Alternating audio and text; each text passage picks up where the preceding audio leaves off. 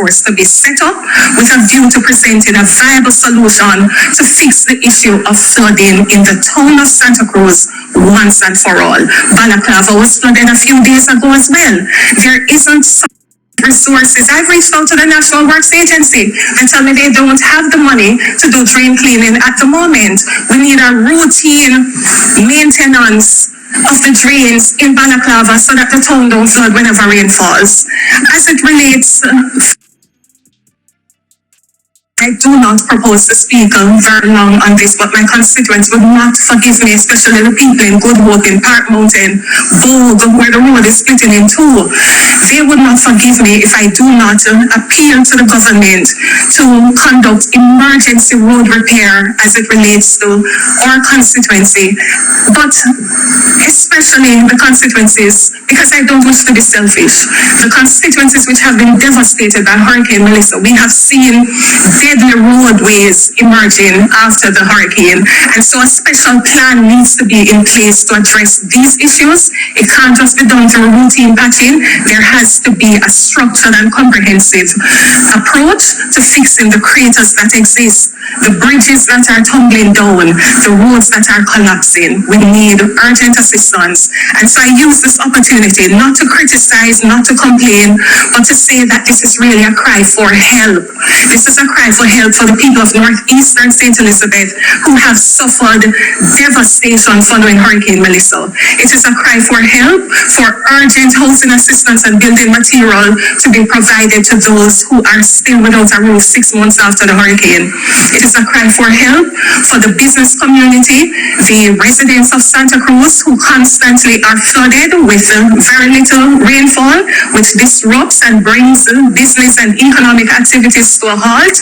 It is a cry for help for those along the Lacovia to Burn Savannah main road who are fearful of being washed away like how the water washed away the bike a few days ago. This is a cry for urgent assistance and intervention so that people can actually build back better. Thank you.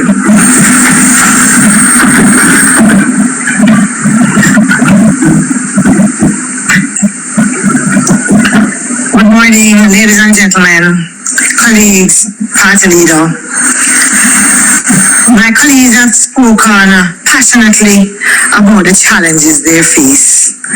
One of the thoughts going through my head as I listened is that we need a government that ensures that there is a plan so that elected members of parliament don't have to rely on a hope and a prayer. 6 months after Hurricane Melissa devastated communities in Western Jamaica, there are just too many families who remain stranded in the ruins, not just of their homes, but of a recovery system that has failed them miserably.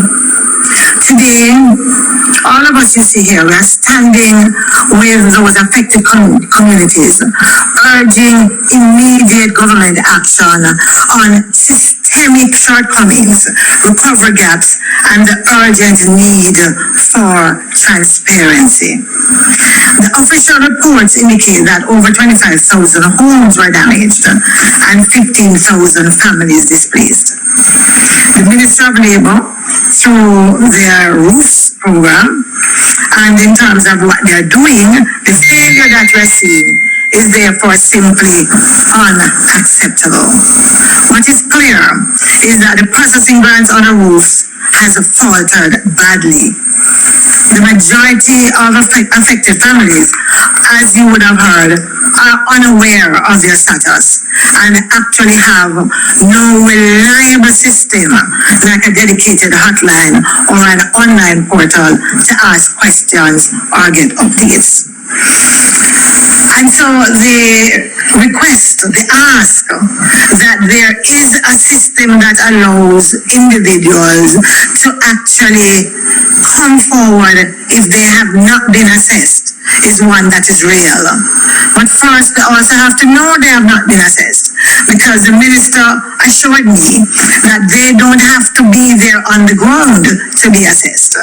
And therefore, if individuals came into the community, I am going to assess if I live in that community. I am going to believe that I have been counted, if there's no way to determine who has been counted and who have not been counted, then it means that there's a big gap that should rest on the conscience of a government that has been elected to take care of its people. The current system being used, as you would have heard, create further distribution barriers, forcing rural residents to face long trips, as you would have heard, multiple visits, each costing money and time that could have been better used. These issues don't affect one parish, but the story is the same across several parishes, which therefore points to a systemic breakdown that real families endure every day. What is now clear as well is that the broader recovery also lags way behind the promises that were made by the government. In fact, many of us would have remembered that they committed at least 12,000 homes by January for grants and 2.5 billion in aid. Yet, we are learning that only 3,200 grants have been delivered, with 70% of the affected parishes still awaiting meaningful assistance. By any measure, by any yardstick, this is woefully inadequate. For those who have been assessed and have actually received grants, there's also still some clarity that is required. So, for example, how does a family whose house has been totally destroyed end up on the list of those getting $70,000 rather? How do they get on that particular list and not on the 500,000 list? How do individuals who live in a community, a yard, with several houses, see their neighbors receiving grants and cannot get a response from the ministry, from the NIS office, from the parish office about where they fall, if they do, on any of those lists? And I suspect that for many of those, the issue of clustering is something that needs to be looked at. The issue of our ministers having an understanding about how everyday Jamaicans live and what constitutes a household becomes also something that we have to look at. This morning on the news, I heard a statement from the minister saying that they are only giving one grant to a household. And that's fine if that were to be true, because others will tell you that it's not. But let's assume that that is true. Then the question becomes, how do we define a household? And from everything that I'm picking up from the ground, some households have been made invisible by the system that the government is using. And I'm being generous, because others would say that some households have been made invisible because of the politics. The public has not been provided with explanations about the shortfalls that we are seeing. We have got no firm timelines to complete the distribution. And the result is that citizens who bear the burden are once again left in the dark and without answers. So today we are talking. Sometimes you get the sense that the government really wants from the opposition for us to be on our knees and to be begging for our constituents to get their just compensation. The Prime Minister says from time to time that the opposition only talks. The truth is that's our role, because we are in opposition. We are not the government in charge of government resources. Although many of you would have seen a lot of efforts that were done through charities and collaboration. But yes, we are talking, and we will continue to talk until we see action taken. Let's talk a little bit about the WePay system, which was launched on January 30th with the National Payment Corporation of Jamaica for $500 million in disbursements, but which is obviously nowhere ready for broader rollout. What we have seen so far, that it has been operationally about 20%. We have seen payouts funneled through one loan, Montego Bay Western Union.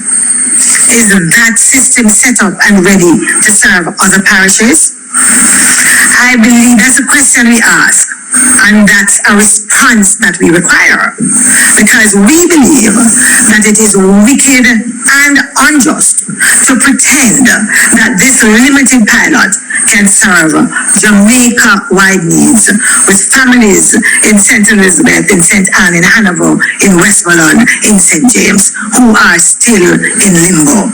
In fact, my information is that there are parishes where nothing has been put in place for it to be rolled out in those parishes. There's no QR code for anybody to get. The back office isn't ready. And so what we're asking for is for the pretenses to end and for the government to come clean and tell us what is happening. If there are issues, let Jamaica know. Let those who are waiting on the government that was elected to know where you are and why it is that you are where you are and where we go for further. And so today we call upon the government to act decisively, to expedite the approval of roof grants with fully operational query hotlines and online portals that allow Jamaicans to ask questions and to get answers. We are also asking for WePay to be activated nationwide without further delay.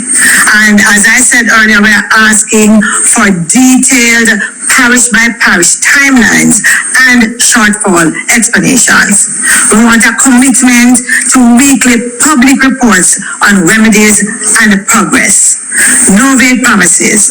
We want deliverable, measurable results, or the government needs to move out of the way those who have been tasked with this responsibility, who are obviously failing. We are aware that Minister Charles is in Finland as we speak, and there is an 8 hours time difference. So I would urge the minister to stay up tonight and to put in some work on behalf of Jamaicans who have been left devastated. To the minister, we say it's time to prioritize people over public relations. Jamaica's recovery depends on accountable, transparent, and fair leadership. And since we're talking about accountability and transparency, Jamaicans are also asking about the Support Jamaica portal that was launched to mobilize donations and ensure accountability.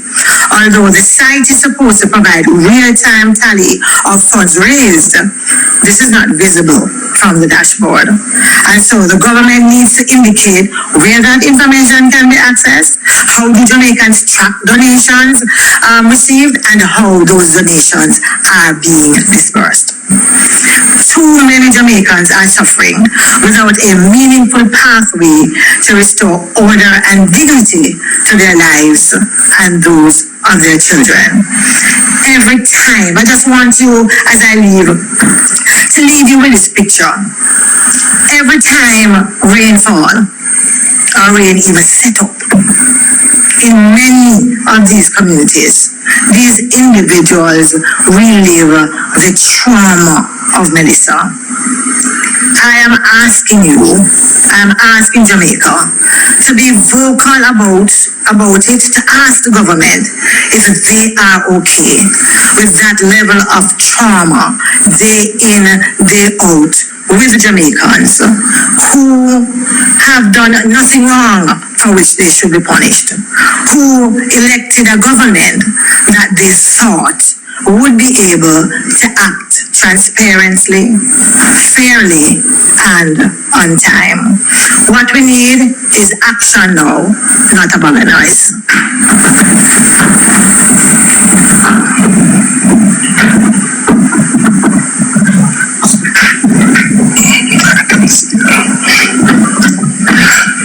Ladies and gentlemen, leader of the opposition, colleague parliamentarians and members of the media, pleasant good morning to you all.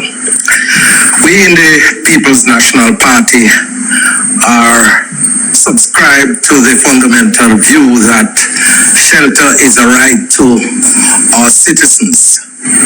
And as such, we believe that after a natural disaster such as Hurricane Melissa, that it is the duty of the government to restore to near normalcy as possible to every citizen that has been affected in terms of their homes.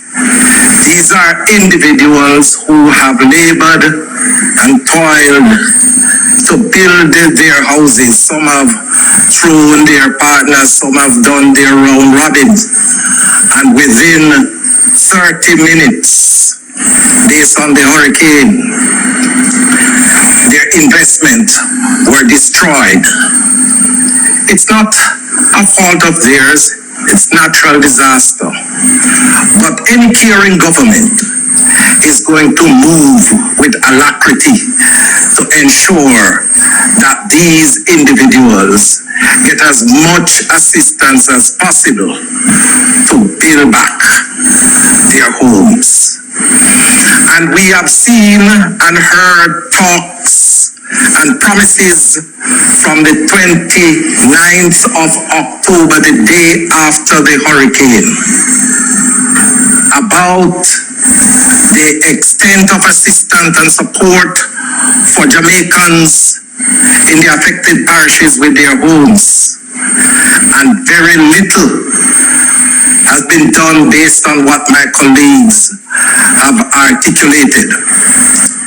A peep into some of the available data tells me that 113,000 individuals have been assessed thus far. Of that number, 42% suffered minor damage, registered or assessed with minor damage, 40% major damage, and 18%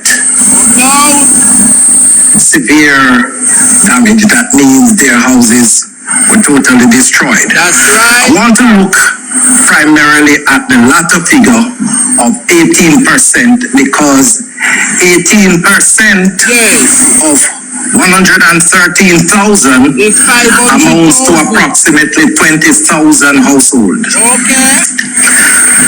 My mathematical calculations based on the policy articulated by government says that those individuals would receive $500,000 because they would fall in the category of severe damages or total destruction. That is $10 billion. Yes. The government announced a program for $10 billion. So that means the 20,000 individuals who have suffered severe damage would have eaten up all of the funds allocated by the government. That's right. And then the others would have nothing to get. And so we have heard a whole lot of figures being bantered about by the government in terms of how much they have raised in the history of Jamaica. Over $1 trillion. But yet still, one of the areas that has been severely damaged, houses, $10 billion. And I want to call upon the government to make sure that the appropriate resources are allocated to deal with this crisis that we have on our hand. Because if we are talking about building back better and restoring to normalcy our people where shelter is concerned, $10 billion is not going to cut it. It might be a start, but we'll be fooling ourselves if those 113,000 individuals or the 20,000 with severe damages to their homes would be getting any assistance. And I want to touch on an area that from about November of last year, the government has signaled to the country that they will be providing some 5,000 container homes to individuals who have been affected in the hurricane. They have moved to tell us that those houses would be in the island by January. All right. January came and gone. Yes. We heard in March that the houses would be here. It is now April. Yes. It is now April.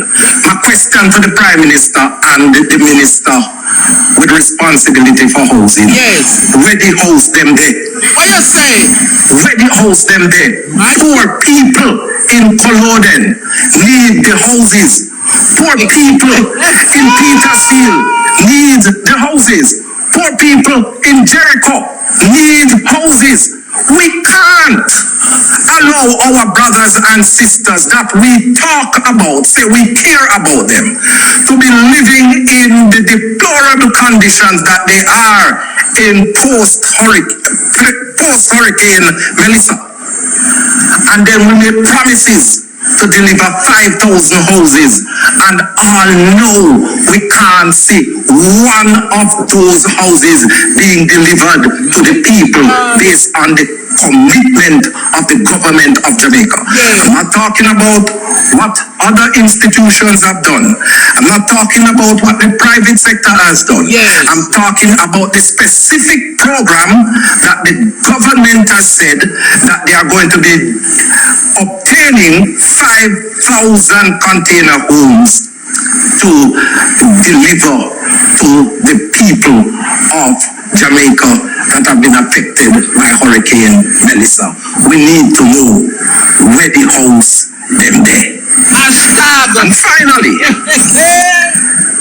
one of the major problems that we have seen during the hurricane is the issue of land tenure. And the government said that it would address it during the recovery effort. Because a lot of the houses, especially in Westmoreland, were built on lands that were leased by the people, and so they couldn't build a permanent structure, and we know what happened with that and the hurricane. I want to know from the government, in this post-Hurricane Melissa recovery effort, what measures have been put in place to ensure that when a man gets the $500,000 check, they don't build back in the same situation that would contribute to them seeing their houses being destroyed.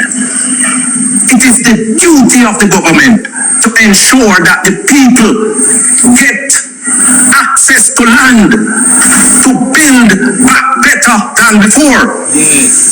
The leader of the opposition, my leader, are committed to ensure that we free up some of the lands and make the land available to those individuals who are living on government-owned land, to make sure that we create an access mechanism for those individuals by changing the requirement, the time frame in which individual could apply for those land in terms of tenureship. We want to know where is the government on these issues. Because if it is that we don't take into consideration land tenure, we are not going to be building back better, and we are not going to be building back stronger. I say to the government of Jamaica, come forward, come clean, and tell the people of Jamaica the truth. Thank you very much. Well said, boy. Well said.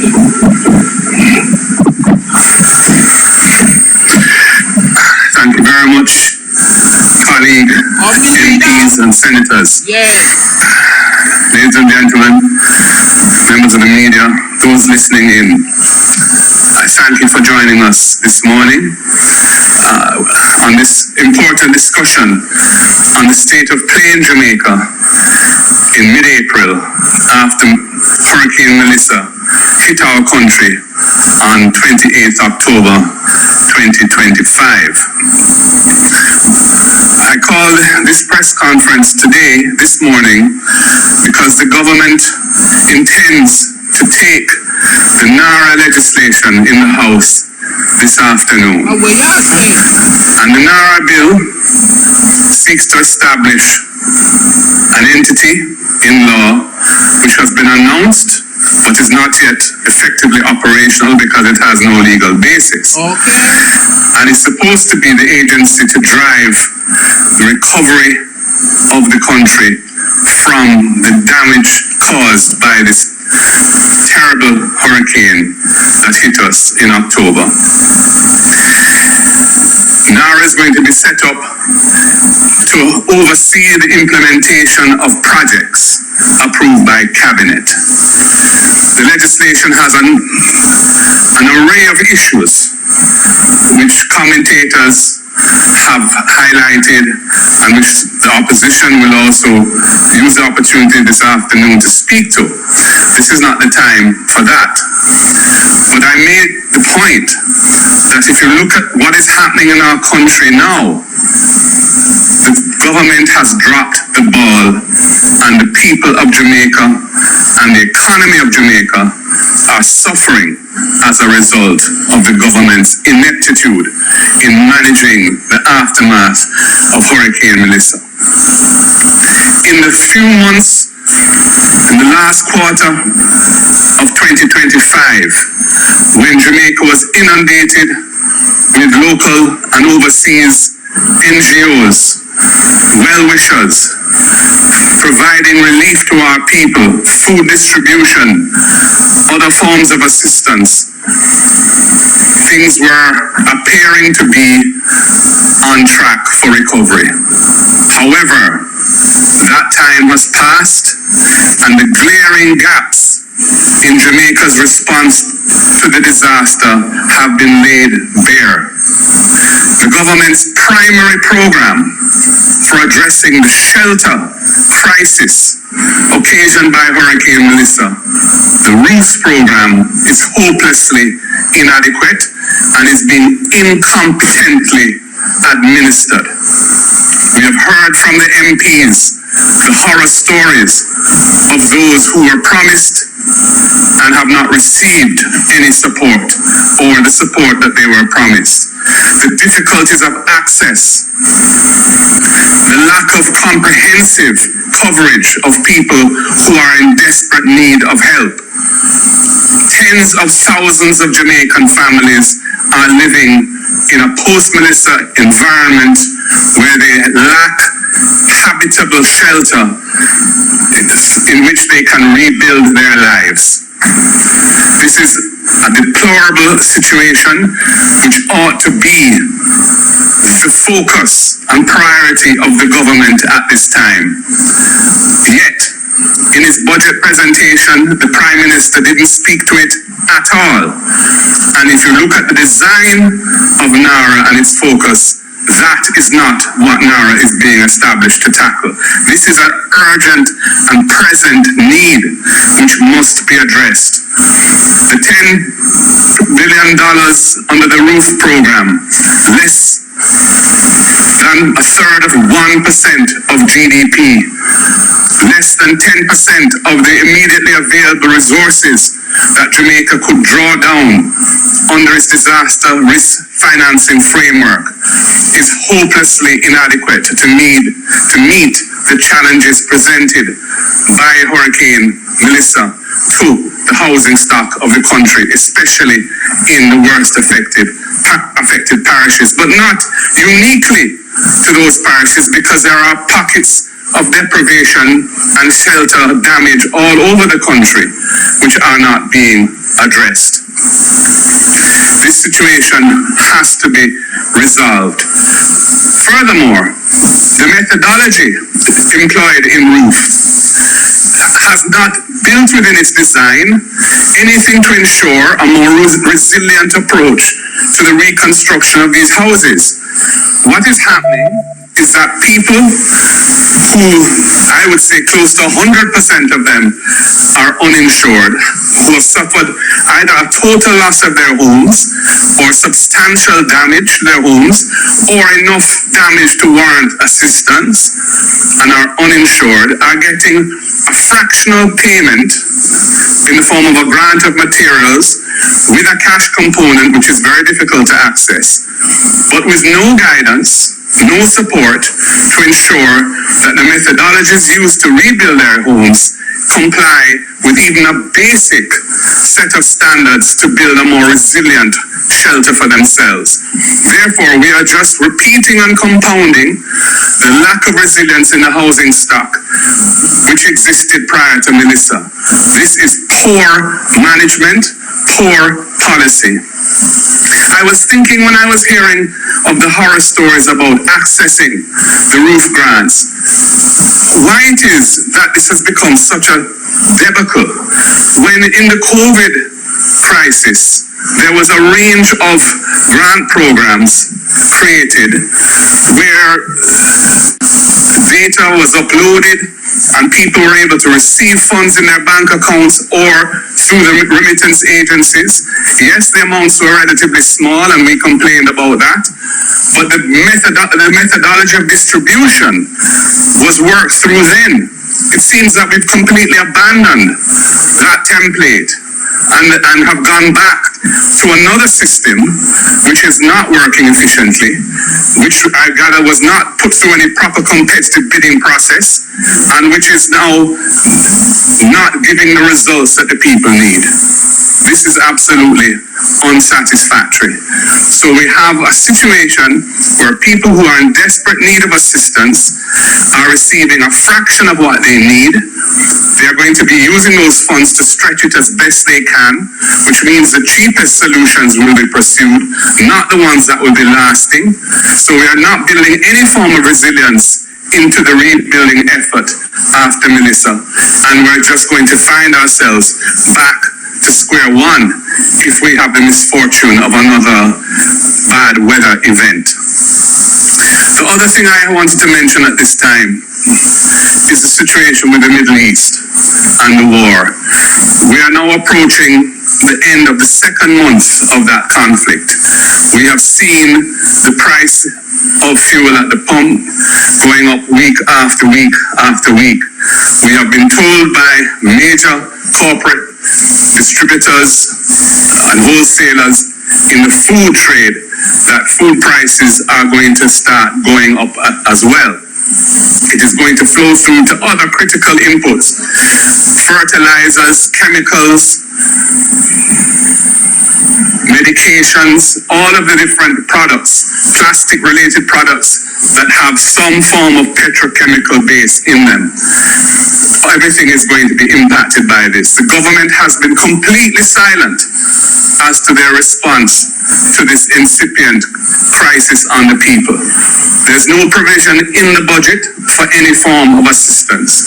We heard from Petrojam that it has cost them, I think, $5 million US to mid-March from not having passed on the full dollar impact of the increase in oil prices that they have been incurring. But they have been making losses for the last 2 years, so they're in no position to finance that form of subsidy, and they're going to be depending on government for a bailout there.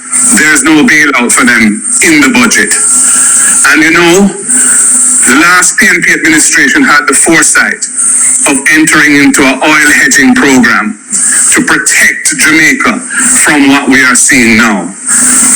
It was funded by a special tax that was dedicated to financing that oil hedging program, which is essentially an insurance policy that if oil prices go above a certain figure per barrel, Jamaica gets a cash payment to cover that cost. This government discontinued that program, abandoned that insurance, but kept the tax in place and has been using it as part of the general revenue of the country. So now that we're facing the horror of oil prices at around $100 a barrel, when the budget was cast at an assumption of $60 a barrel, we are facing that with no protection, but the tax very much still in place and being paid by motorists. Everyone in the society who pays tax effectively. This is a deplorable situation, and the government needs to come out and speak to how they intend to manage the impact of this cost of living crisis that is unfolding on the Jamaican people. Are we going to see any targeted relief for past beneficiaries? Are we going to see any targeted relief for Melissa victims? People who have already suffered massive damage to their homes and inadequate assistance in resolving their shelter needs are now going to be impacted by a cost of living crisis. What is to be done about them? What is to be done in terms of more general relief, especially for low-income families who will be having to bear the cost of increased prices for everything that they consume? The government has been silent. Many other governments around the world have already put measures in place to protect their populations. Ours has remained mum. So, ladies and gentlemen, I will close there. I thank everybody for participating and listening. And as I said, we wanted to put on record our assessment of what is facing the country at this time in the aftermath of Melissa, when the government seeks to pass the NARA legislation, which is their centerpiece structural effort to ensuring Jamaica's recovery, but which will not address the clear and present needs of our society, which the government is hopelessly ignoring and leaving the people feeling abandoned, hopeless, and in despair. Thank you for listening.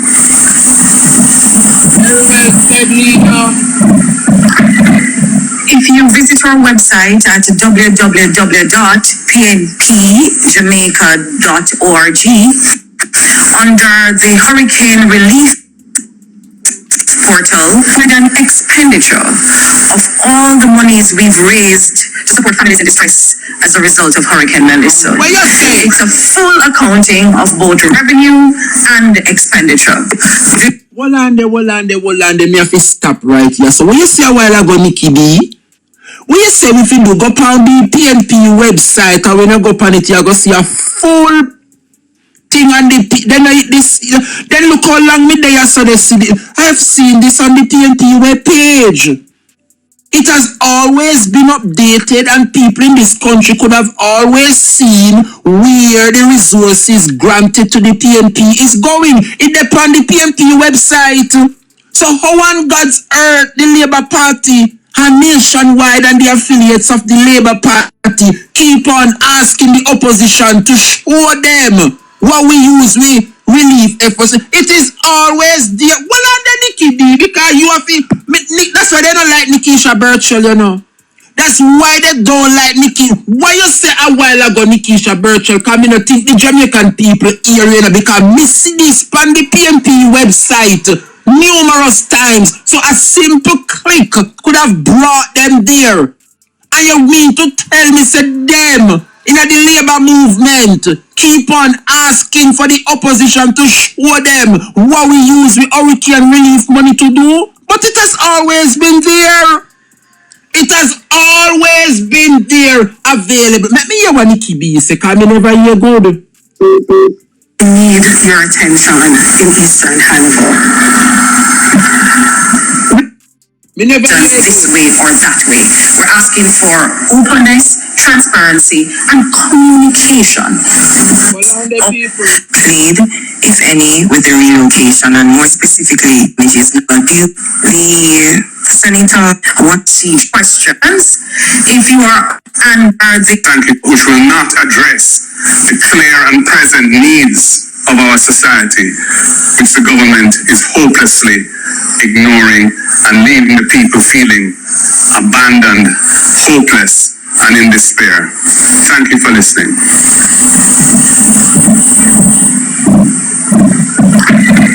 If you visit our website at www.pnpjamaica.org, under the Hurricane Relief portal, with an expenditure of all the monies we've raised to support families in distress as a result of Hurricane Melissa.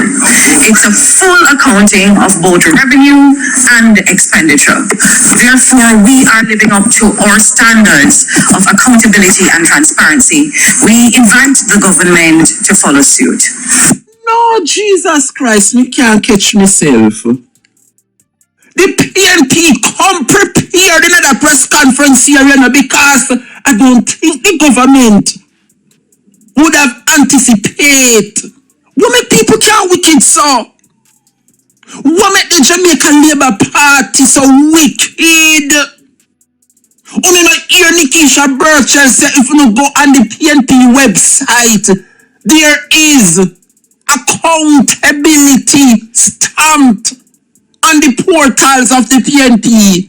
The lady said expenditure or revenue. Revenue mean what they get and the expenditure mean what they spend out of it. See it here, it has always been displayed on the PNP website, and the Jamaica Labour Party and the affiliates them over nationwide keep on asking the question, where is the money that the PNP receive? And it is right there on the website for all of them to see. What make the Labour Party so wicked and bad and thief? Me no understand this, Nikisha Birchall. You have to tell Jamaican people again. You have to. Hurricane Melissa. It's a Hopeless and in despair. Thank you for listening. Most of people can't wicked so. If you visit our website at www.pnpjamaica.org, under the Hurricane Relief portal, with an expenditure of all the monies we've raised to support families in distress as a result of Hurricane Melissa. It's a full accounting of both revenue and expenditure. Therefore, we are living up to our standards of accountability and transparency. We invite the government to follow suit. Well, and the people may get some.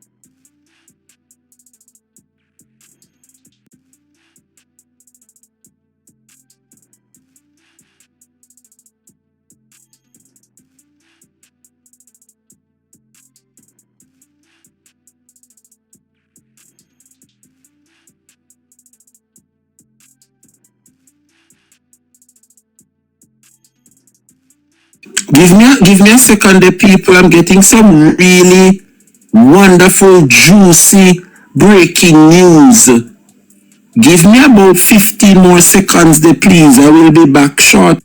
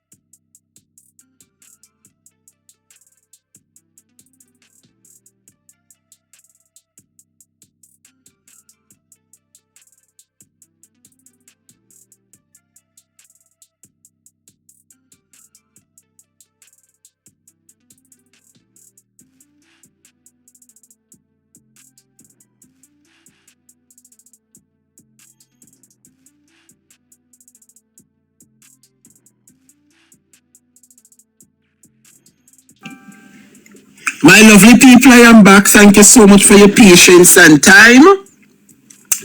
I'm getting to understand that the Jamaica Labour Party is converging as we speak because of what the opposition would have put together earlier, and based on my sources that I have, what I'm gathering is that at least 2 members of the Jamaica Labour Party is contemplating merging this afternoon with the opposition in favor of a vote of no confidence against the Prime Minister of this country. Let me repeat, based on what transpired earlier at the People's National Party press conference, I'm getting it from good sources that at least 2 members of parliament belonging to the government benches are seeking this afternoon, in collusion with the opposition, in favor of a vote of no confidence against Prime Minister Holness. Jamaica people, judgment in the country. In addition, my people and viewers of the Drebrian show, I am equally getting to understand that a damning allegation brought to the nation by Nationwide News Network and the operatives of the Labour Party concerning former PNP candidate for Western Jamaica, St. Mary, Mr. Jason Stanford, the damning allegations concerning domestic dispute. I am happy to announce as well, Jamaica, that Jason Stanford has been acquitted of all charges laid against him concerning domestic abuse that have been propagated by the Jamaica Labour Party and Nationwide News Network. I'm reading the article that was put out there, and based on what the article is saying, Jamaica. Let me read it verbatim. Cause you know over here, so you get the hot topics them on the Drebrian show. And this statement is saying, for immediate release out of Monroe, Louisiana, Dr. Jason Stanford issues the following statement regarding recent public reporting about a criminal matter. Yes, a criminal matter in the 4th Judicial District Court Parish, Louisiana, was dismissed on the 10th of April 2026. The matter concluded without any conviction or finding of guilt.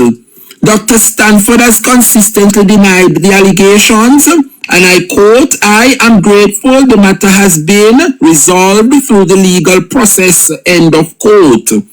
"My focus remains on my children's well-being and stability and on continuing my professional responsibilities with integrity." Dr. Stanford further states that certain individuals and organizations have disseminated false, inaccurate, and embellished claims for political purposes in a reckless and tabloid manner with no regard for the fiduciary responsibility of journalism or the foreseeable harm to reputation and character.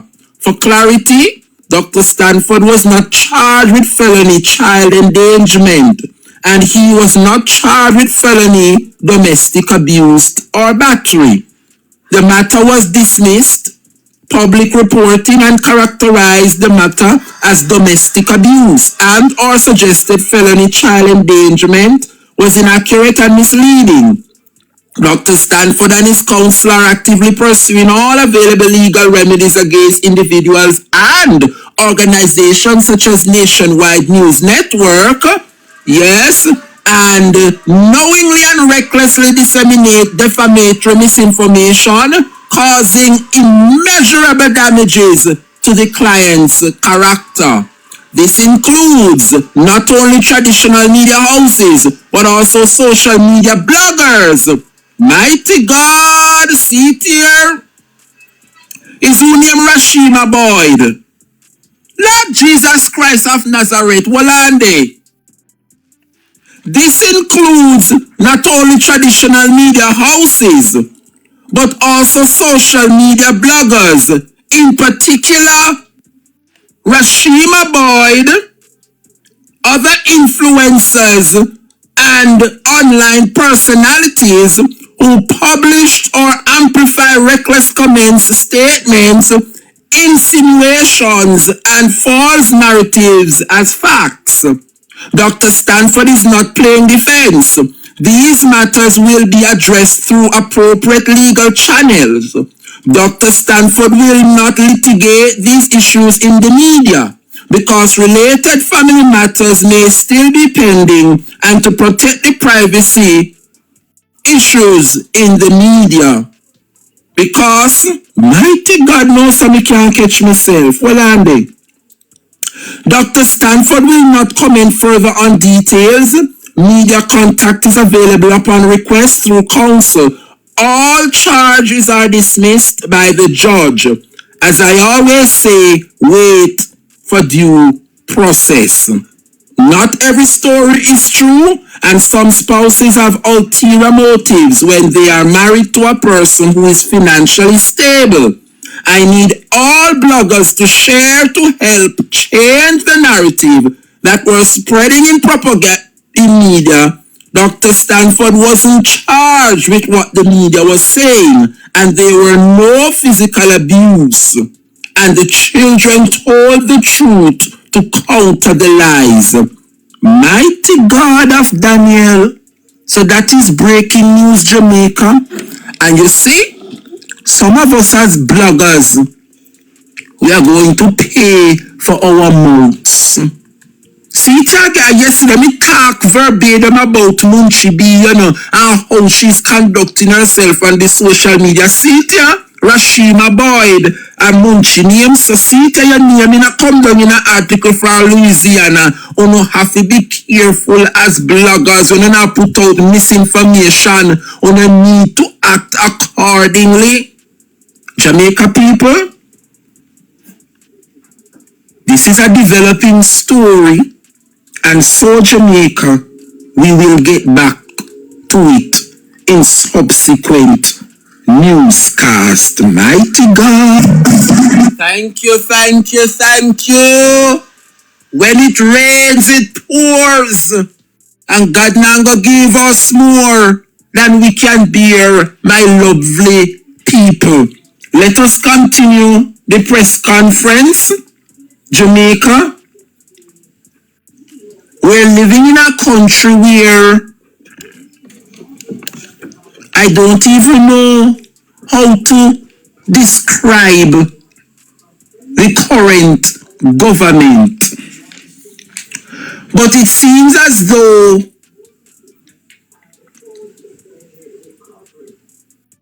our market, I don't want to go down in this afternoon, because I wonder if I should save some of this for next class.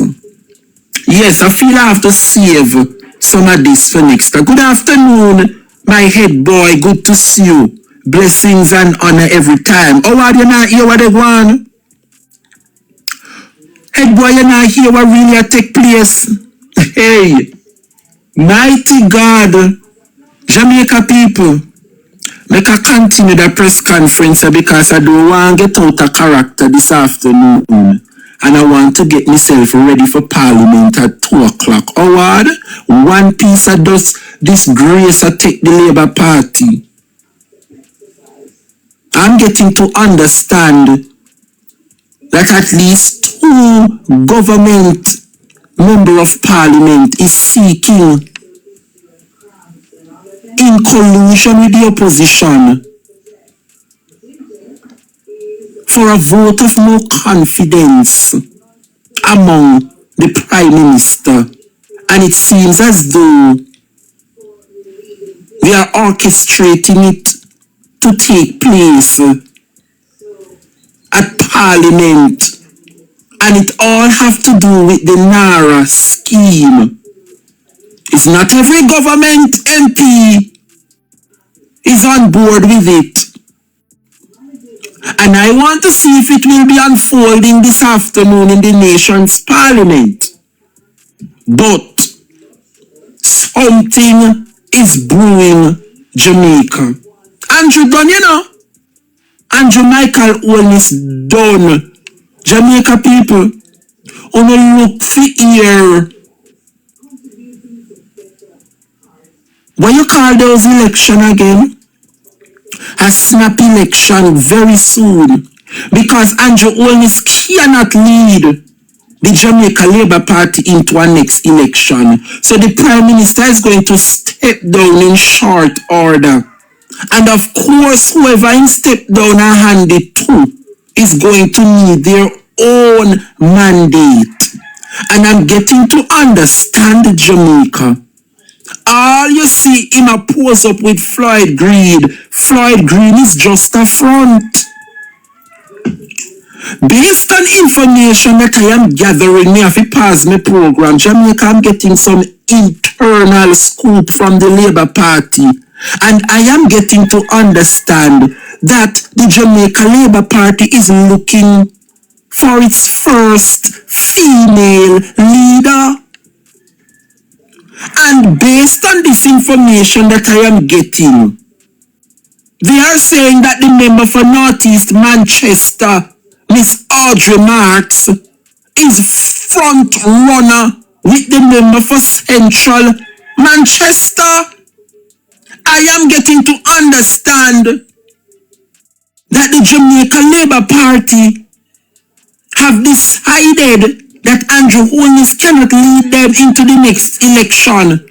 And in short order, there will be a snap election in this country. And they are looking to swing a woman as its leader. Jamaica, some serious information me I get from the... Look here now. make I get back to my program because me now go make the Labour Party problem mad me this afternoon. This is for a whole class of morning. So make we get back to the press conference and the pressing judgment in a Labour Party. At this time, we will open the floor for questions. If you are online and you wish to pose a question, please use the raised hand icon. We will acknowledge you. When the mic is open, please state your name, the media house you represent, and proceed with your question. If you prefer to type the question in the chat, please go ahead and do so, and we will read that question for you. If you're in the room and you have a question, please indicate by a raised hand, and we'll take the microphone to you. Same procedure applies. Morning, I'm Jamila Maitland from TVJ. It's as if the members of parliament were completing each other's sentences about the roofs program. What is an appropriate timeline for an extension? Has that been discussed to say what is it that people need in order to apply? What are they saying? And two, the senator gave a breakdown of the damage assessment, right, with the 18% almost eating up the entire budget. Was the assessment that's a $10 billion? Does the opposition believe that the assessment done, or the monies that's a $10 billion was done preemptively, because we're now seeing more people benefiting, and especially that 42% and 40% of the minor and major damages not being included? And if I can squeeze one more in, at the Petersfield High School, that's where majority of shelteries are. What role has the Member of Parliament played, if any, with the relocation? And more specifically, do you know if the shelteries were prioritized for the roofs program? Thank you for your questions. I'll take the first. Senator Floyd will follow with the second, and MP Vaz with the third. We have not discussed a timeline for what we believe is an acceptable period by which the government should extend the program.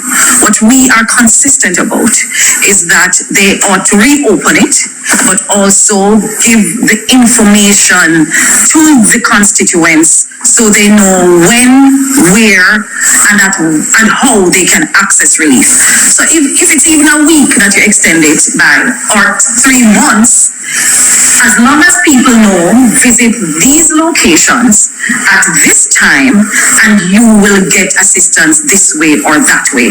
We're asking for openness, transparency, and communication. We also need to know who is already on the list. And MPs can serve a great purpose in assisting with this if the government will share with us who has already benefited, who is left to benefit, who won't benefit at all. That will increase our opportunity to assist our constituents in getting the information they need. Senator.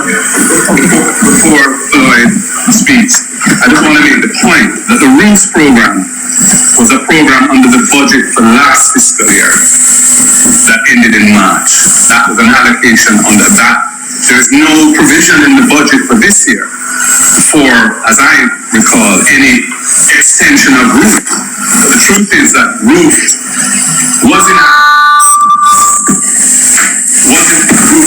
adequate, is inadequate, needs to be extended because there are huge unfilled and unmet needs which must be addressed. There are persons who, especially elderly people or more vulnerable people, who didn't know about the program at all. I get messages from people, I got one this week from an elderly lady living near St. Anne's Bay, saying she don't know nothing about this roofs thing and her house popped down and she's getting wet every time it rains and she's suffering. I'm sure there are many cases of that nature. So it needs to be reopened, it needs to be funded, and it needs to be made accessible through information being disseminated through channels which have been shown to work in the past, where people can access the information, and where people who don't know what's going on can find out what's going on. That was totally lacking in the roofs thing. I mean, I have sent WhatsApp messages to the minister asking how the cash component, which was announced that you could get a portion of the $200,000 grant in cash, $75,000. How you access that? Because people in my constituency who got damaged and got assessed went to the hardware and couldn't access the money. He told me to get back to me. Twice I asked him. I just checked. Disappearing messages. That's all gone, but I haven't received a response. And that's kind of typical as to how they operate.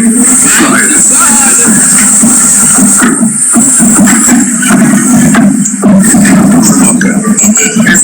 Alright, thank you. For clarity, I want to make it abundantly clear that I'm not saying that those who got minor damage or major damage will not get any support from the government. What I pointed to was that the 18% constitute 20,000, and when you do the calculation, that 20,000 would have eaten up the entire $10 billion if they got it. So I want to make that clear. As it relates to the second issue that you raised, I can't speak to how the government came about with this figure of $10 billion because it seems as if they just plucked it out of a hat. And I don't know if that is how public policy should be formulated. When there were estimates and projections that between 160 to 180,000 individuals across the island suffered some form of damage from their houses. I checked on the GIS website and I got those figures from there. So if it is that those were the projections, and a part of it is that 25,000, as my colleague Angela Brownberg pointed out, Dr. Angela Brownberg pointed out, 25,000 of those were totally damaged houses. The government should have had a better indication, using its own numbers, as to what would be a reasonable figure to use in order to start up this program. And then, my leader pointed out the amount of money that the government has said that it has mobilized internationally. And it has said that it is the biggest amount of funds in the history of Jamaica. But when you look at the amount that is allocated to housing, which is one of the biggest areas of impact from the hurricane, and only $10 billion has been allocated from that, it means that somebody is short-sighted, and it is not Floyd Morris. Before Dwayne addresses your last question, I just want to add one other point.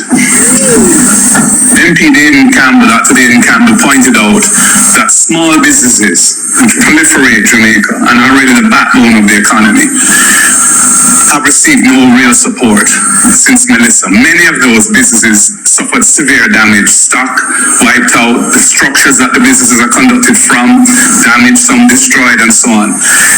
You're not going to have the economy returning to robust levels or achieving. So I can't say returning because we haven't had robust levels of growth for a long time in this country. But you're not going to see the economy bouncing back the way it should unless there's a program of support to stimulate activity at that level of the economy. That should be a priority. When you talk about 6.7 billion US of resources that you're trumpeting that you've raised, and yet you're spending 60 million US on housing when the housing stock of the country has been perhaps the biggest asset class of damage, largely uninsured. That shows that to me a lack of care and concern and poor policy judgment. What are all these resources going to be used for then? What about the infrastructure of the country, the terribly damaged roads that are preventing people from conducting business, preventing JPS from reaching communities to store light and making our farmers suffer and our people suffer. There should be an infrastructure restoration project being rolled out now and a housing program being rolled out now. These are critical things. Small business support program being rolled out now. 6 months pass. Time come to see some progress in this area. The people need it. And you're already seeing the signs of social dislocation with people starting to block roads in various parishes and so on in frustration. As the cost of living hit happens, you can only expect that people are going to be more and more frustrated when it's a very serious situation which needs to be addressed. And the next hurricane season is almost upon us. And that is how we are going to be entering it, with our house not in order at all, literally. With regards to the question about the priority of the roofs program for the residents at the shelter or who were at the shelter, they were promised that they would be prioritized, but there's no evidence of that. And for the persons who are currently at the shelter, none of them are actually on the roofs program. They have not heard anything about that. They weren't assessed because, again, with the concern about going out in the communities when persons aren't there, if they were at the shelter, they didn't know when their persons would have assessed their community, so most of them were not assessed. So they're not on that program. And based on what we are seeing so far, as I said, there's no urgency with regards to getting those persons in a suitable accommodation. From my standpoint as a member of parliament, what we can do, as we have been doing, is to lobby for these people on a continuous basis. From the government standpoint, we have not gotten any sufficient resources to relocate anybody because the funds we got cannot offer relocation services. It's just basically to provide some material for some persons. And that's from last year. And it was a maximum of 100,000 for each person. So they will understand that's a drop in the bucket for what needs to be done to repair or to rehabilitate a house. What we have done though, through private individuals, we have been able to secure 2 houses in my constituency for 2 persons, 2 families who were at the shelter before. So we are trying to continue on that basis to see how many persons we can assist in that vein. But as you know, a lot of constituencies were affected, a lot of persons are lobbying to these same private individuals. So we are lucky that we got at least 2 for those in shelters to actually let them be able to relocate. But that is the only way that we have been able to do it is through the private individuals, because what we have gotten from the government is not sufficient. But we'll continue to lobby to the government and to Jamaica and to everybody who is listening to any way you can assist us, please do, because what we're getting from the government is simply not enough. Mighty God, the blatant sabotage from the government of Jamaica,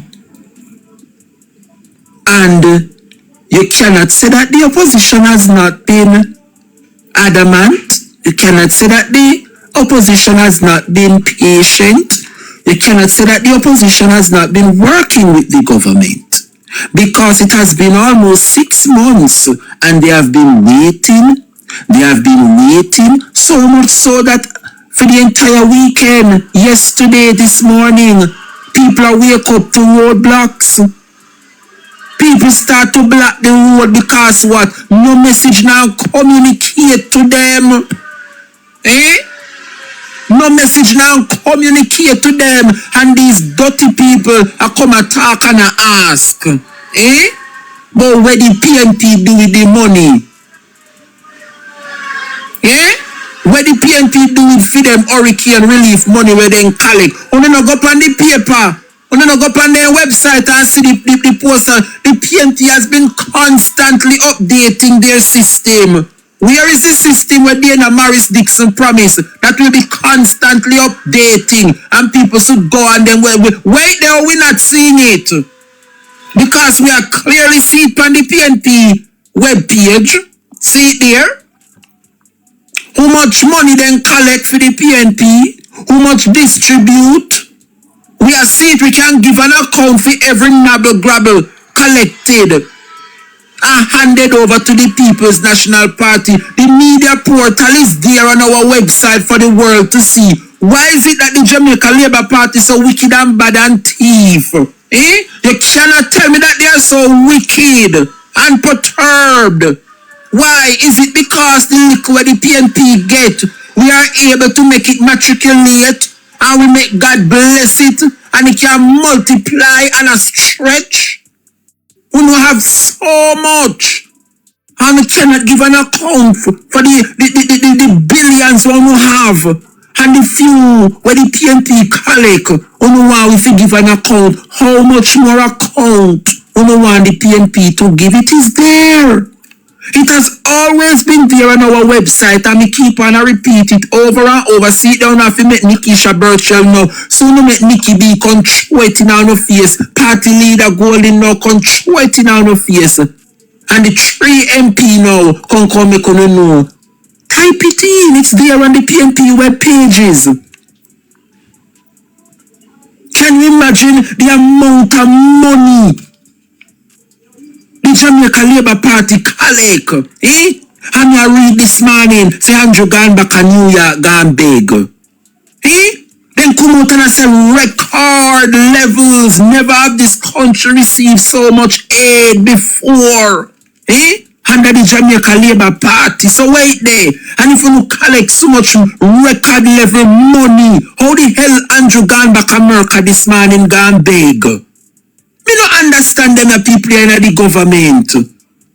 Record level. Appear gimmicks. This is a Jamaica Labour Party government and just a work on the vibes of the country. If them pass us one man and have one beer and sit down and drink, they say everything alright.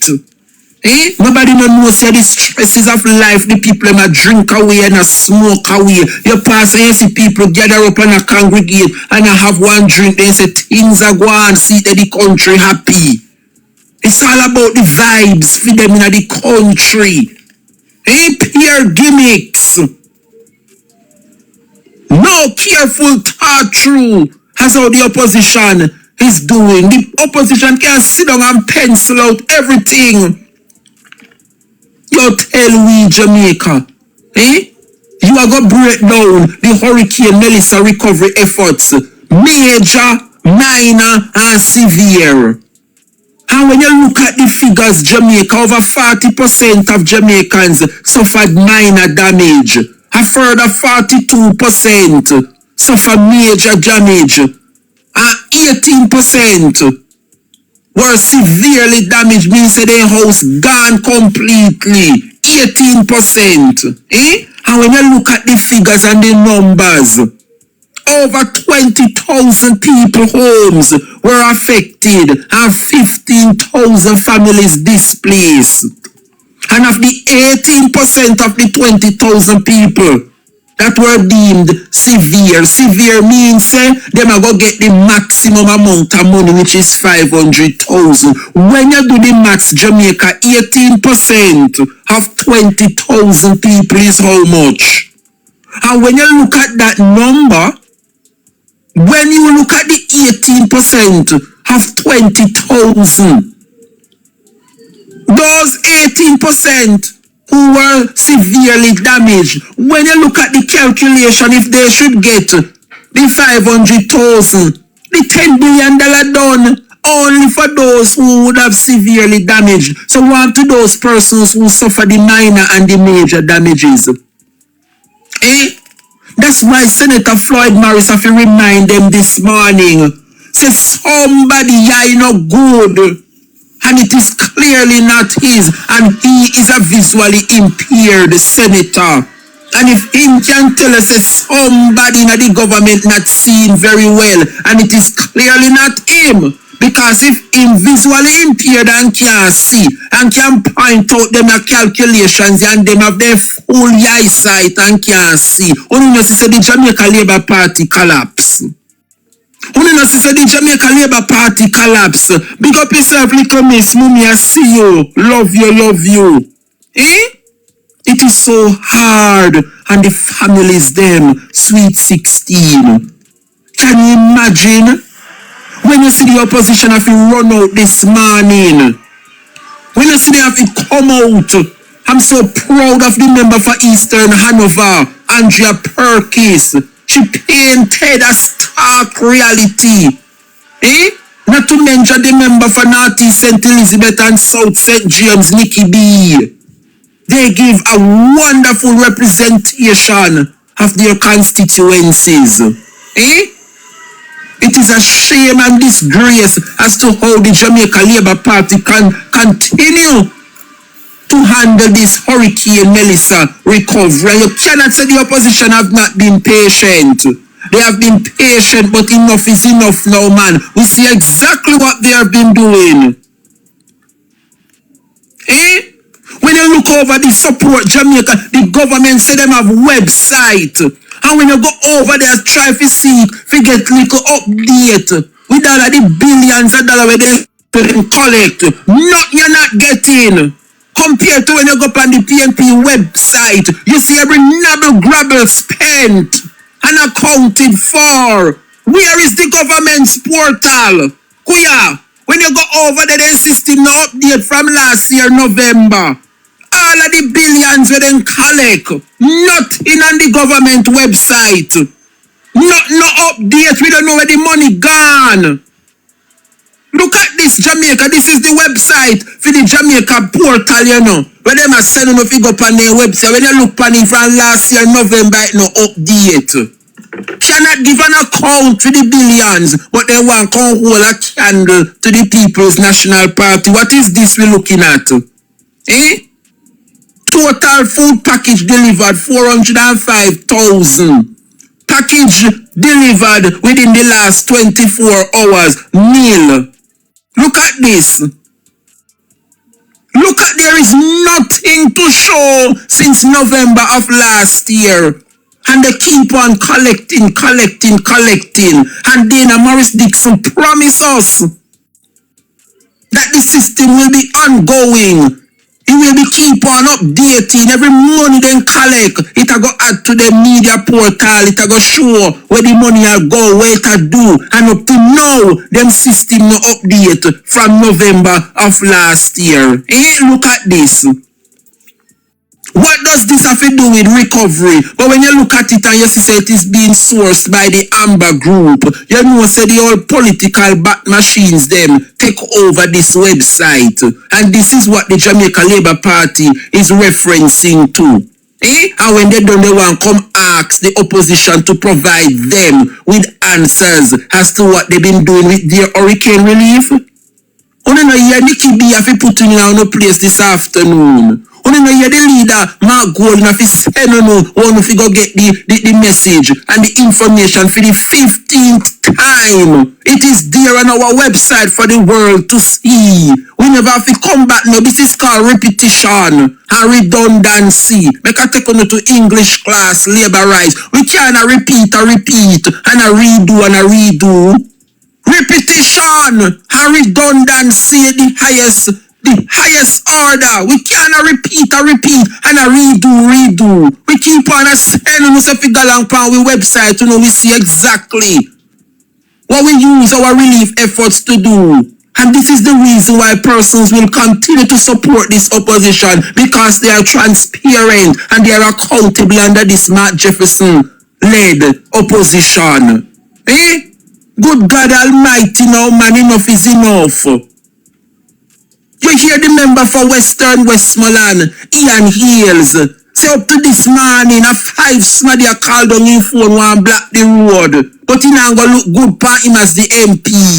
So now that we put out a press conference, I hope the government acts swiftly.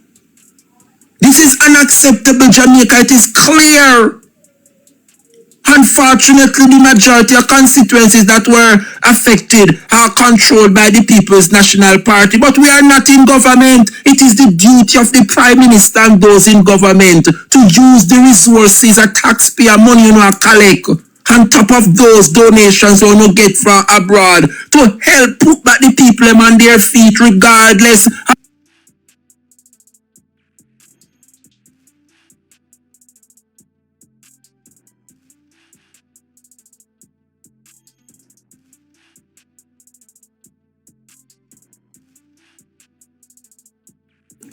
Totally unacceptable, little miss.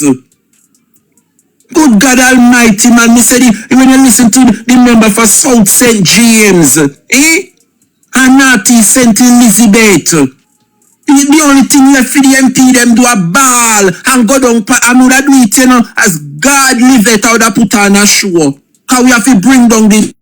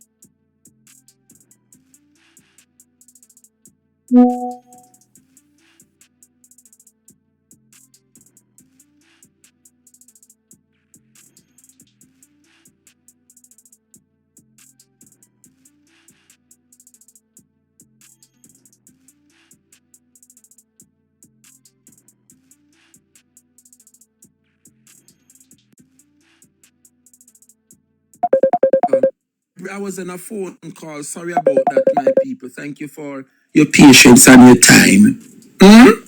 When you look at what is happening in Jamaica, and it has been echoed by all the members of parliament, all the members of parliament, to me, the assessors are the problem. Those persons that the Jamaica Labour Party use to go around and conduct the assessment, it seems to me like they are the ones who are the problem. And it seems as though that they are using the PD list and then canvas list to issue the aid to the people. It seems to me like the Jamaica Labour Party canvas team I do the assessment so they know which PD vote Labour right and which PD vote PNP.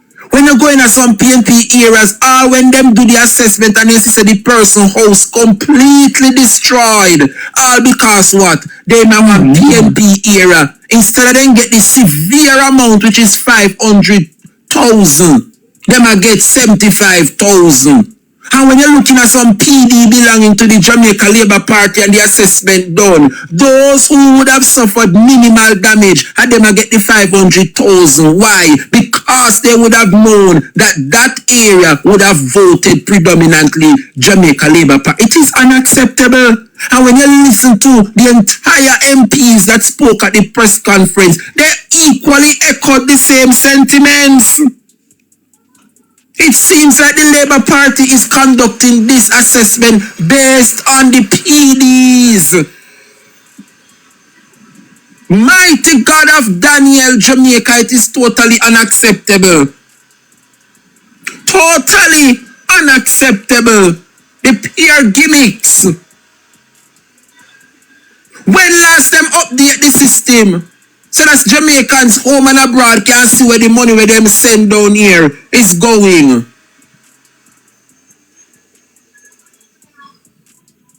Me not telling no lie, Jamaica. The only thing left for the MP them do go up on their knees and beg. And that them want, but me are telling them, would have to give to them, would have to put on a show. And back I look like say, when them a PNP MP can't advocate for the result, it look like say them a labor rights feel like the MP them a get the money.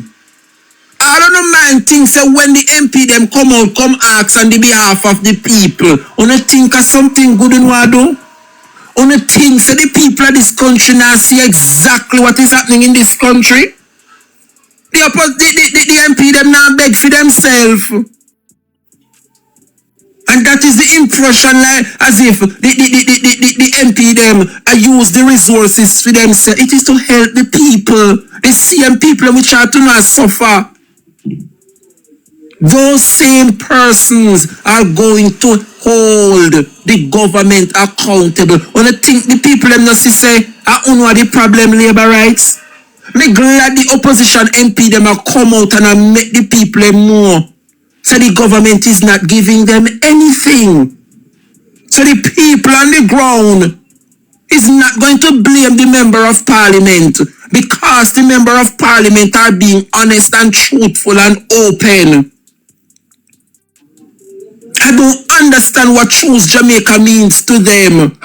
And me keep on telling you, say of course people choose Jamaica, but it is clear that they didn't choose the people of Jamaica. So of course choosing Jamaica, anybody can choose Jamaica. We all choose Jamaica. But did you choose the people of Jamaica? And there is a big difference. There is a big difference.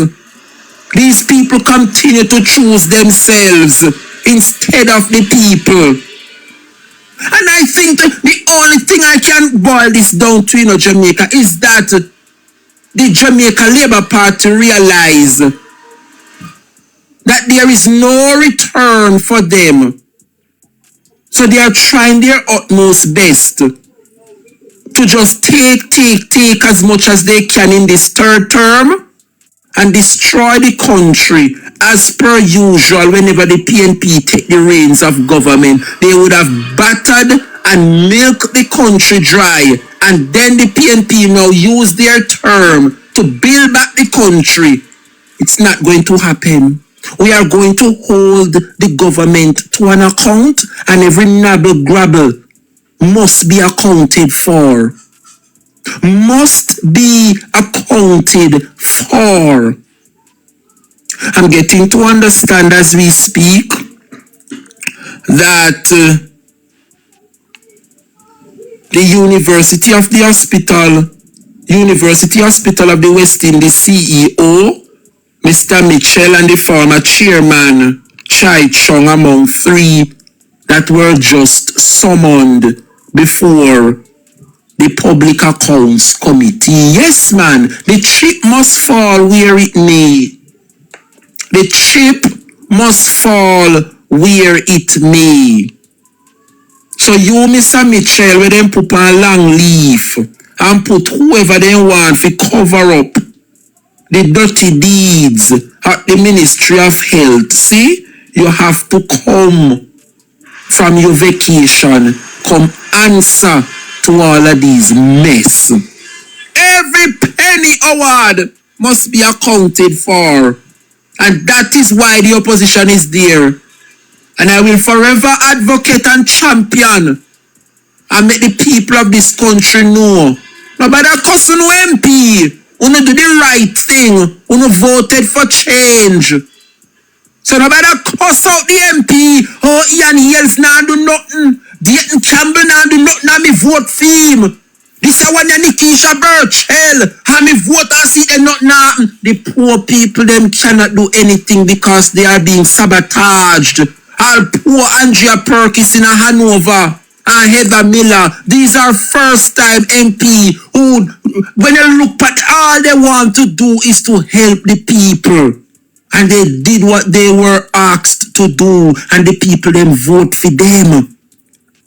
So it is clear that the buck stops with the government. The government is the one that are sabotaging these MPs. So me I ask the people them in Hanover and St. Elizabeth, Westmoreland, take it easy with the MP them wanna put in. You must look and see how the government is treating the Jamaica Labour Party areas, and it should not be like that. It should have not been like that. Worse to know that at the PNP areas, majority of them have been affected by the hurricane. And look at how the government is handling those individuals. Jamaicans, their eyes are wide open and we can't trick the people. It's just a pity Because all of this could have been avoided if we did just listen to Mark Golding and his slate of candidates. We want the nation, we want the country. But we all know it would be a difficult task moving from 14 seats compared to almost 50 of them. But despite the efforts, I think we are a stronger opposition today. And I just want to continue to encourage the comrades in this country. The PNP have risen. We have done well as a party despite the propaganda, despite the lies, and despite the media houses that are completely bought out by them. Let us continue to remain with the People's National Party and continue to throw our support behind its leader, Mark Jefferson Golden. It is clear that he is a man who definitely on the ground and can keep up with the realities of the average poor. So me no want to no feel daunted. Me no want to no feel like say, oh no vote or no vote was in vain. No. What you guys that would have voted have done is to make the party stronger by putting more individuals in there that could have lobbied on your behalf. So don't be daunted. Me no want nobody feel say I waste no vote. No, you guys took part of the process to make Jamaica better. And by the help of God, we are going to able to make it even more better. So I'm encouraging the country. Me know it rough, me know it hard, me know some people still live out a door. Boy, it rough. It break my heart. I've seen videos, I've seen pictures. When you look past some community, they don't have no river. But something fundamental is wrong. Some place where never have river, they have river. Cause that's all me can say them a volume of water here where they run through them communities nowadays. They come in like some makeshift river make in a them communities. Yeah. All I'm seeing is just destruction after destruction and nothing is being done to it. Where is the minister with responsibility for public works, Nestor Morgan? Eh? What happened to the REACH program? What happened to the Spark program? What happened to the GO program?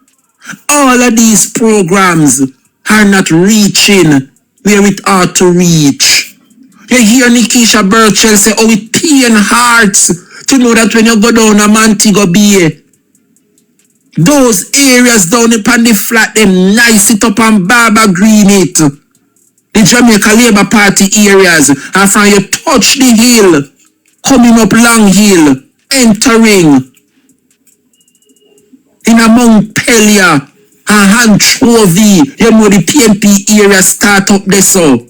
It's total mayhem and forgetfulness, but yet still them pan the flat. They road Barbara Green. They are being sabotaged.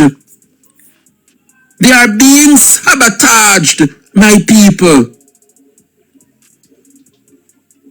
The only thing left for them a PNP MP do a come out, come disgrace the parliament and go down pan their knee and turn up on the opposition benches and bawl and bring down disgrace in the parliament. That is the only thing left for them, you know. It's just bawl pan national TV. Help the people.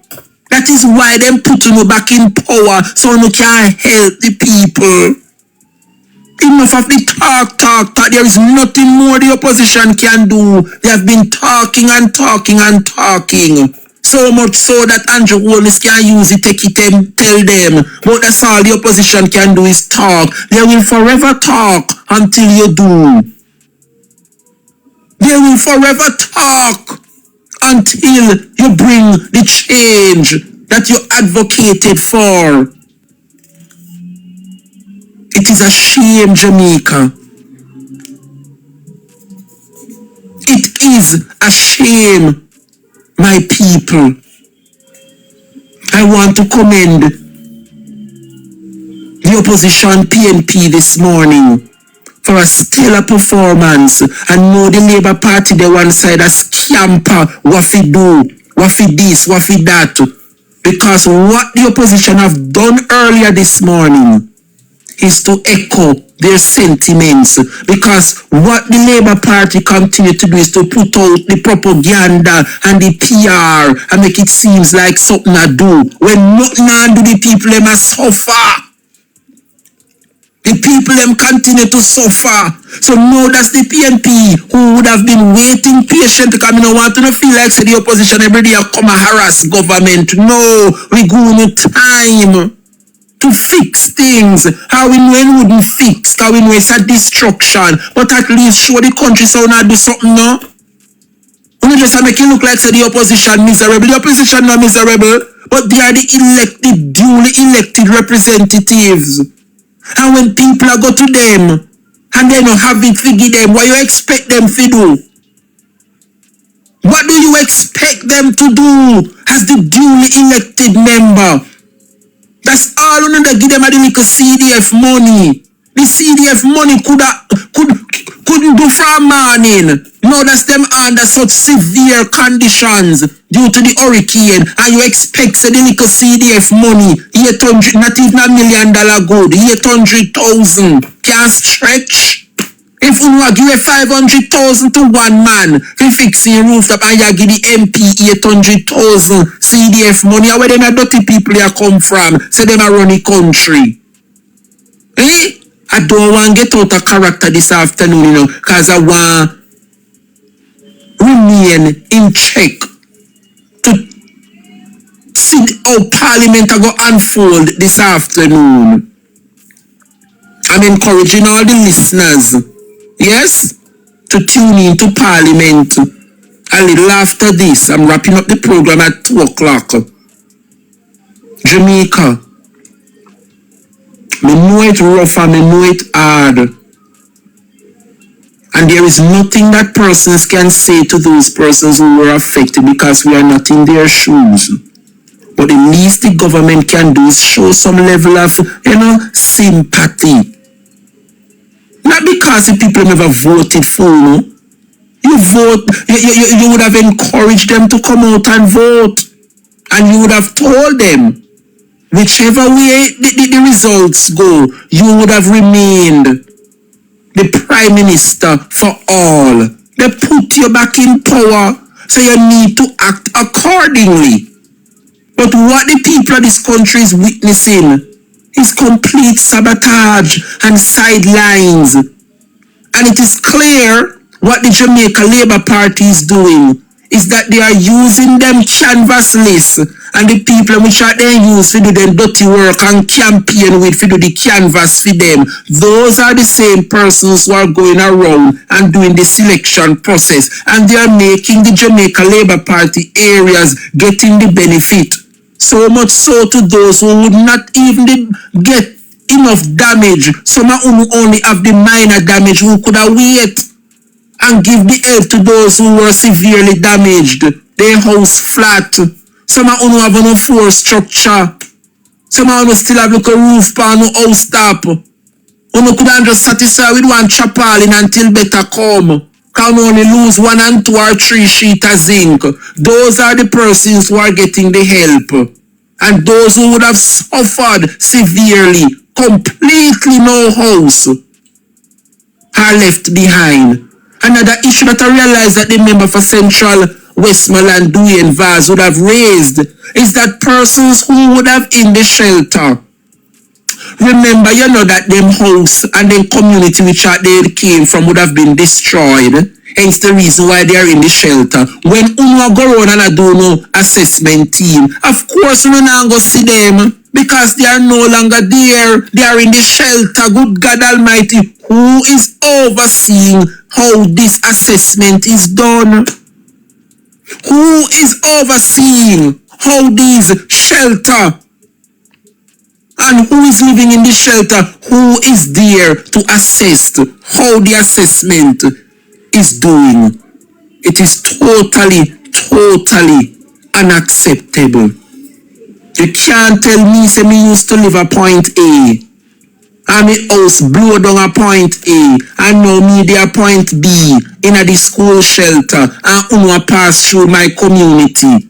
And expect me to do. Uno can't do things so. Of course some persons will not be assessed. It is incompetence, Chantel. It is incompetence. Andrea Perkins of Eastern Hanover say 19 persons are still in shelter. So it's not just the Petersfield High School a host persons. You have persons still displaced. I never know that.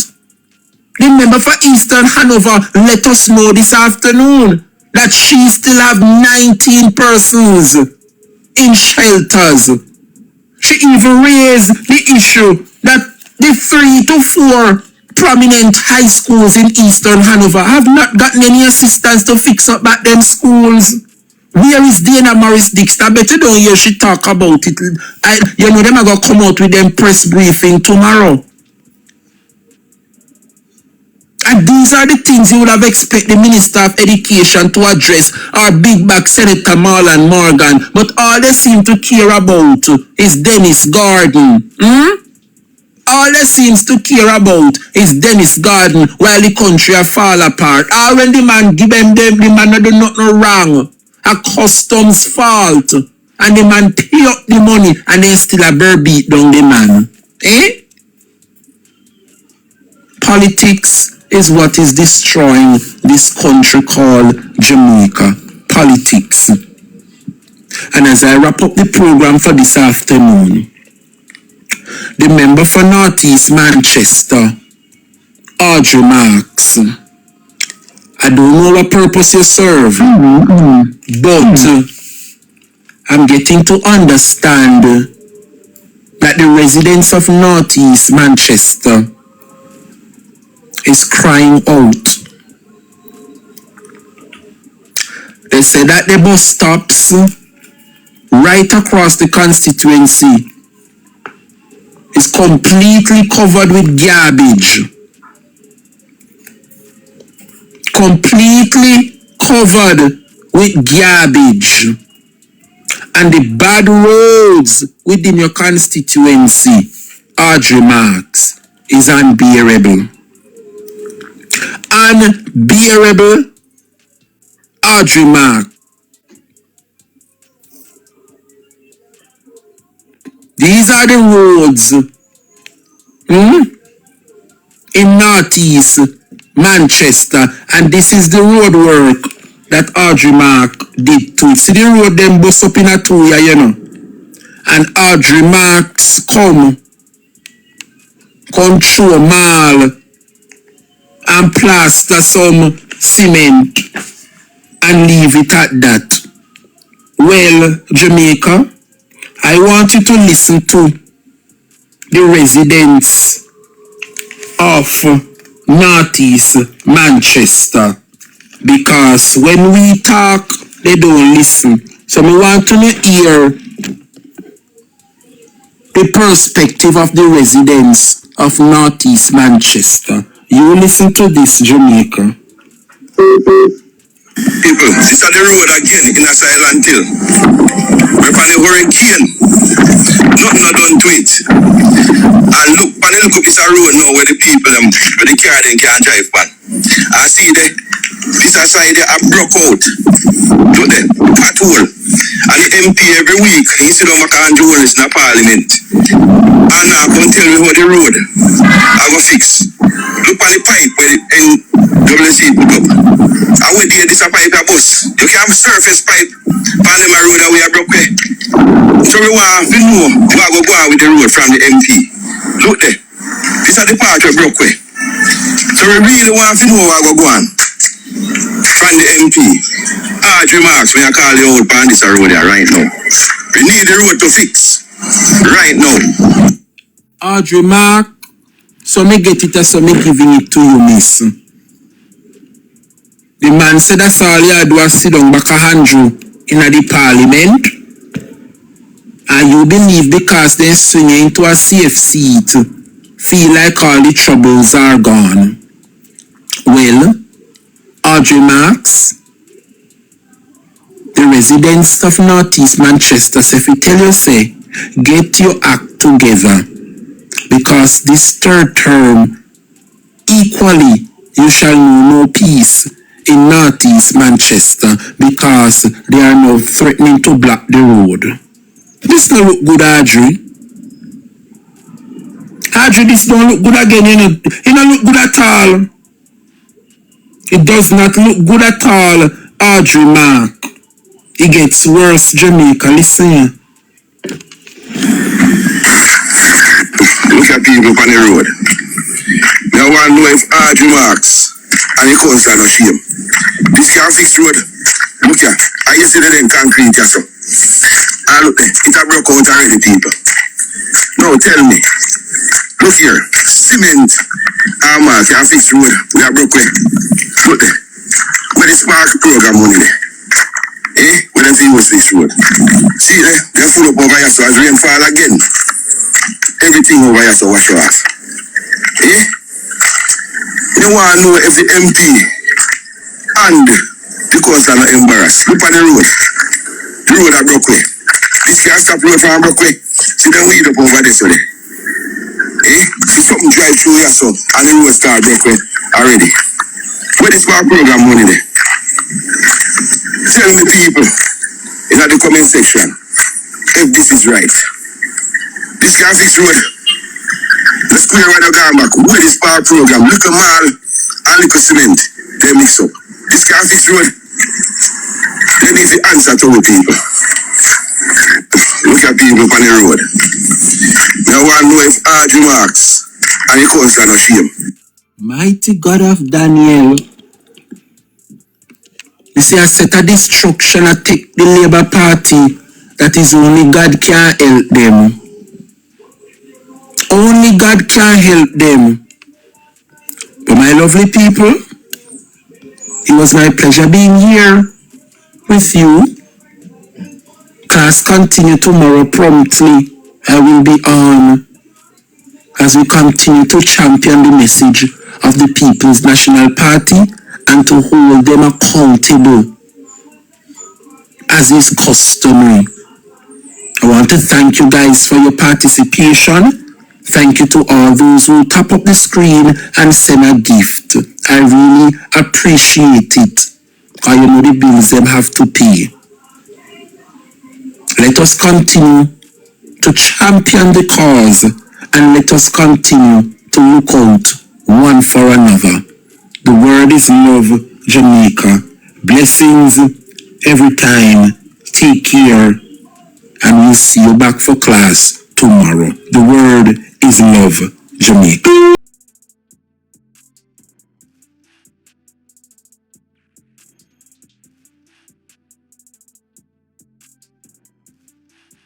No pretty on here. No pretty on here. No pretty on here, my side. You know the code, you know. No pretty around here. Anybody come, we are going to chop off the head with the butcher or chicken. Chop off.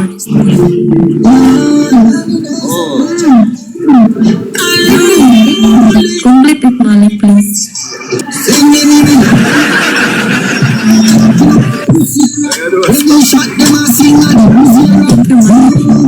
Let's enjoy this class.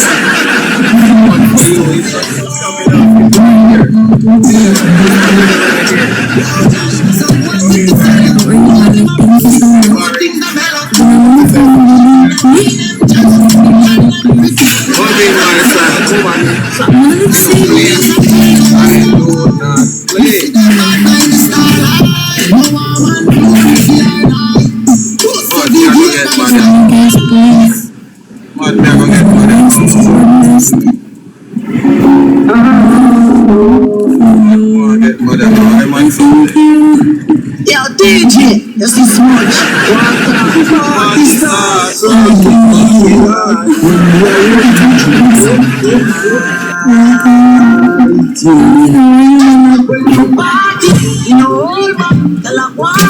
Every drive, we got fire, and the weed stash, plus the Bible, no, yeah.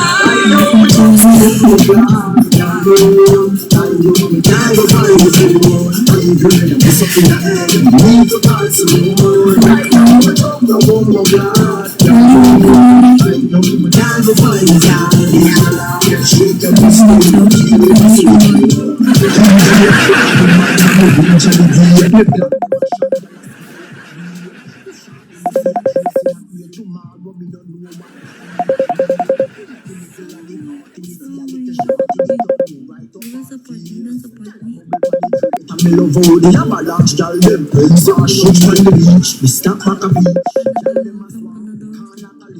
The artist sports make them weak in the knee. Yo, Squidel got